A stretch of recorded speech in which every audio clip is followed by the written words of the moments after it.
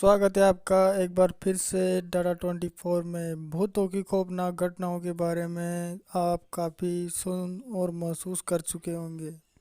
लेकिन आज मैं आपको सुनाने जा रहा हूँ विक्रम के साथ घटी एक दर्दनाक और खौफनाक घटना जिसे सुनकर आपकी रूह और हाथ पैर कांप जाएंगे। रात के लगभग 9 बज रहे होंगे। मैं अपने रूम में अपना फ़ोन चला रहा था कि अचानक विक्रम दौड़ता हुआ मेरे रूम में आता है। वह डरा हुआ था, पूरा कांप रहा था, तेज तेज सांसें ले रहा था जैसे बड़ी लंबी दूरी से भागता हुआ आया हो। उसका ऐसे अचानक मेरे रूम में आना और इस तरह के हालत में आना मुझे अजीब लग रहा था। वो मेरे पास आकर बैठ जाता है। मैंने उससे पूछा, भाई तू इतना घबराया हुआ क्यों है? घर वालों ने कुछ बोल दिया क्या? तू तो आज तेरे मौसा जी एक्सपायर हो गए थे, वहाँ जाने वाला था ना? विक्रम कहता है, हाँ मैं वहाँ मेरी मॉम के साथ गया था।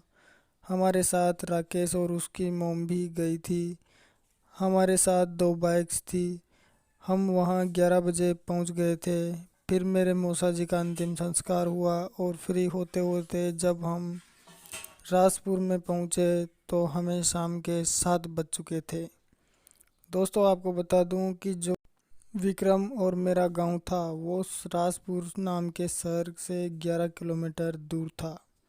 हमें अगर बाजार से कोई भी सामान खरीदना हो तो हमें राजपुर में ही मिलता था।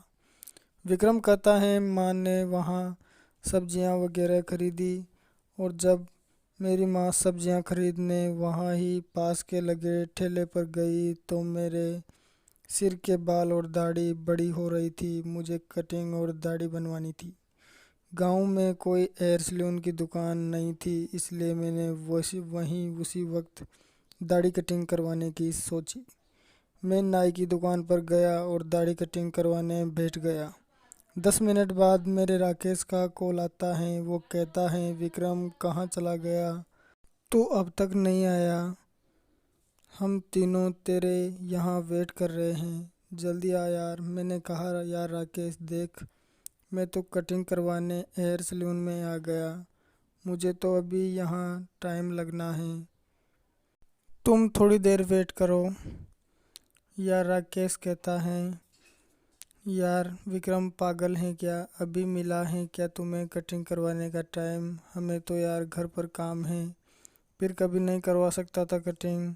मैंने कहा, यार राकेश अब तो मैं कटिंग करवाने बैठ भी गया और उन्होंने कटिंग करना शुरू भी कर दिया। अब कैसे उठ के आ सकता हूँ यार? थोड़ी देर इंतज़ार करना यार।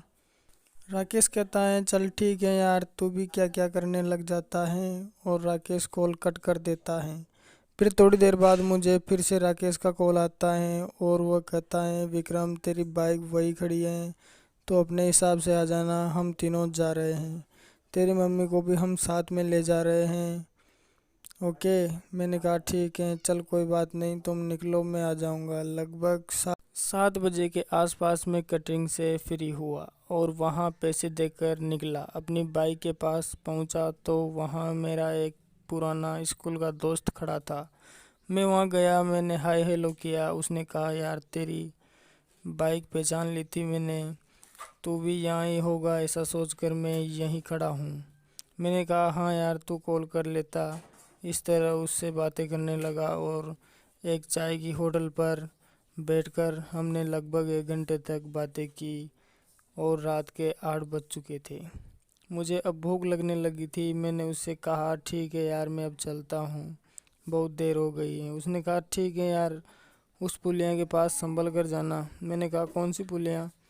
वह बोला, यार वही पुलिया जो टेनक पार करने के बाद आती है। मैंने कहा, यार वहाँ एक क्या संभलना, वो तो बिल्कुल ठीक है और अभी बरसात का पानी भी नहीं आ रहा है तो संभल कर जाऊं, मतलब। वो बोला, पानी और क्षतिग्रस्त होने से तो कोई दिक्कत ही नहीं है, लेकिन वो जगह कुछ ठीक नहीं है। वहाँ एक शैतानी शक्ति रहती है और वह उस रास्ते पर रात में आने जाने वाले को कभी कभी प्रतीत होती है। कईयों के साथ तो कभी वहाँ हादसे भी हुए हैं। तुम तो वहाँ तेज़ स्पीड में गाड़ी मत निकालना।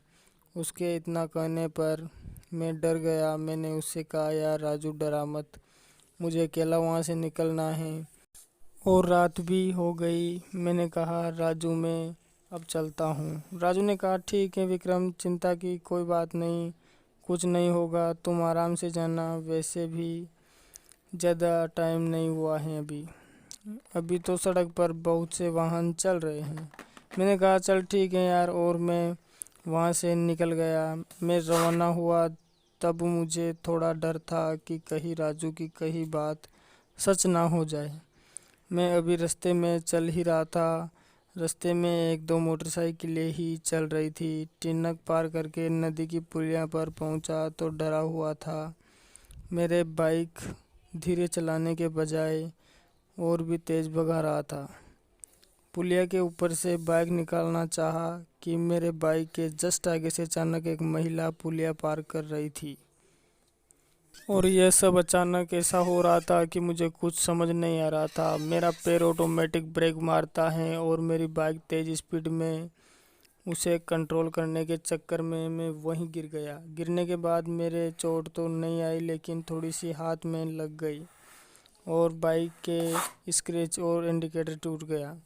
मैं समझ चुका था कि यह कोई साधारण महिला नहीं बल्कि वही शैतानी शक्ति है जिसके बारे में राजू ने बताया था।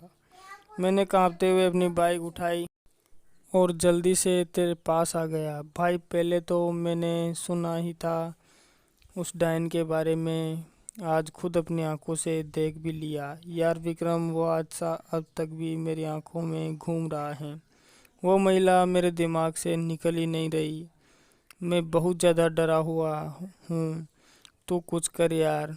मैंने कहा, अब कुछ करने की ज़रूरत नहीं है, तुम बिल्कुल सेफ और स्वस्थ हो, घबराने की कोई बात नहीं। विक्रम, तुम घर पर फ़ोन कर दो कि आज रात में मेरे पास ही सो जाओ। किसी को बताना मत कि मेरे साथ यह हादसा हुआ।